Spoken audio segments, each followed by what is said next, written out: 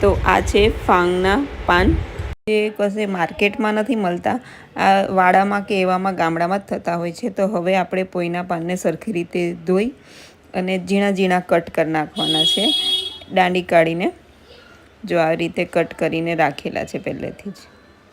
તો હવે આપણે લઈશું ઘઉંનો લોટ બાંધવા માટે. તો હવે આપણે લઈશું મકાઈનો લોટ આપણે ચાળી લઈશું. તો ઘઉંનો લોટ જેટલો લીધો છે એટલો જ મકાઈનો લોટ આ વાડકો ભરીને લીધેલો છે, કેમ કે પાન વધારે છે.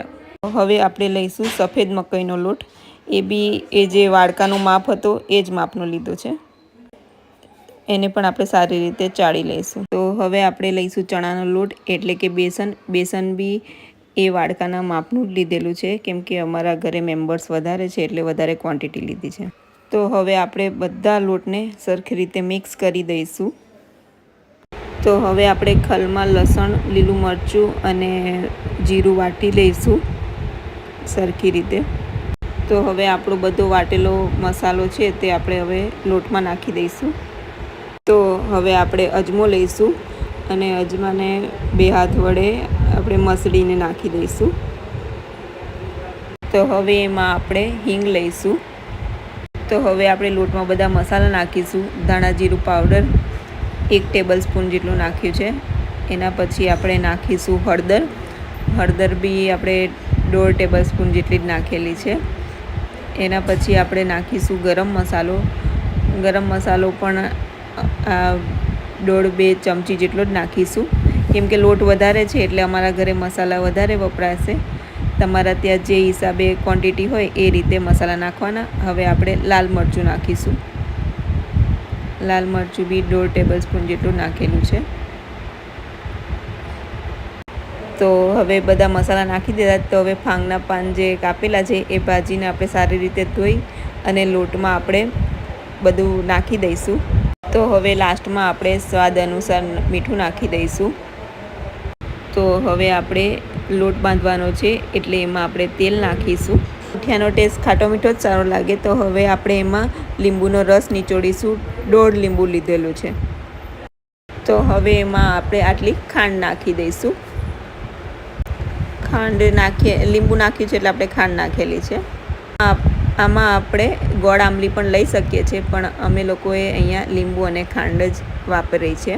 હવે આપણે બધું મિક્સ કરી દઈશું અને લોટ બાંધી દઈશું. તો આવી રીતે હાથથી ધીરે ધીરે બધું સરખી રીતે મિક્સ કરી દેવાનું.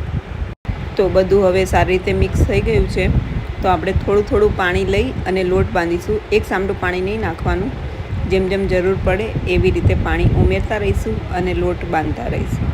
તો હવે આપણે એમાં ખાવાનો સોડા નાખીશું. અમારા ઘરે નહોતું એટલે અમે ઈનો નાખી દઈએ છીએ, અને એને એક્ટિવેટ કરવા માટે એની પર થોડું પાણી ઉમેરીશું એટલે સોડા એક્ટિવેટ થઈ જશે. હવે આપણે એને સરખી રીતે લોટમાં મિક્સ કરી દઈશું અને લોટને આવી રીતે બાઇન્ડ કરી દઈશું. એકદમ કડક નહીં, આવો પોચો જ રાખવાનો છે. હવે આપણે એને સ્ટીમ કરવા માટે એમાં લીંબુ નાખી દઈશું. લીંબુ એટલે નાખવાનું કે તળિયું કાળું ના થઈ જાય. અને હવે આપણે એક એક મુઠિયા બનાવતા રહીશું અને આમાં મૂકતા રહીશું. તો હવે એવી રીતે એક એક કરીને ફટાફટ બધા મુઠિયા બનાવીને મૂકી દઈએ. જો મુઠિયા આવી રીતે પોચા હાથે આવી રીતે બનાવવાના. તો અહીંયા આપણા બધા મુઠિયા રેડી થઈ ગયા છે. હવે આપણે એને સ્ટીમ કરવા મૂકી દઈશું. તો આપણે આ ઢોકરિયામાં મૂકી દીધા છે મુઠિયા બાફવા માટે. તો 8 થી 10 મિનિટમાં આપણા મુઠિયા સારી રીતે સ્ટીમ થઈ ગયા છે. તો હવે મુઠિયા બધા બફાઈ ગયા છે. આપણે એક પછી એક કરીને એને રાઉન્ડમાં કટ કરી લઈશું. તો આવી રીતે નાના ટુકડા કરવાના છે રાઉન્ડ શેપમાં. પછી એને આપણે વઘાર કરી લઈશું. તો ચલો હવે હું બધા કાપી લઉં. તો અહીંયા બધા આપણા મુઠિયા કટ થઈ ગયા છે. હવે આપણે એને વઘાર કરી લઈશું. તો વઘાર માટે હવે આપણે સફેદ તલ લીધા છે, કરી પત્તા, રાઈ અને હિંગ લીધી છે. તો હવે આપણે એક પેનમાં તેલ લીધેલું છે. તેલ ગરમ થઈ જાય એટલે એમાં આપણે ઉમેરીશું લસણ. લસણ કટ કરીને પણ નાખી શકાય છે, પણ અમે લોકોએ આખી નાખી છે. તો તેલ ગરમ થઈ ગયું છે, તો હવે લસણ નાખી દઈશું. તો અહીંયા આપણી લસણ સતળાઈ ગઈ છે, એટલે હવે આપણે એમાં રાઈ નાખી દઈશું. રાઈ પણ સારી રીતે તતળી જાય એટલે આપણે નાખીશું. હવે આપણે એમાં કરી પત્તા નાખી દઈશું અને ચૂટકી હિંગ નાખી દઈશું. એના પછી નાખીશું આપણે તલ. તો આપણે મૂઠિયાને તેલમાં ઉમેરી દઈશું, એટલે કે વઘારમાં, તો વઘારમાં મૂઠિયા નાખી દીધા છે. તો હવે આપણે એને સારી રીતે મિક્સ કરી દઈશું. આમ ફેરવીને મિક્સ કરી દેવાનું. તો તૈયાર છે આપણા ફાંગના મૂઠિયા. એને આપણે ચટણી સાથે બી ખાઈ શકીએ છીએ, પણ અમે મોર્નિંગમાં બનાવ્યા છે એટલે ચા સાથે ખાઈશું. તો તમે પણ ઘરે ફાંગના મૂઠિયા જરૂરથી ટ્રાય કરજો.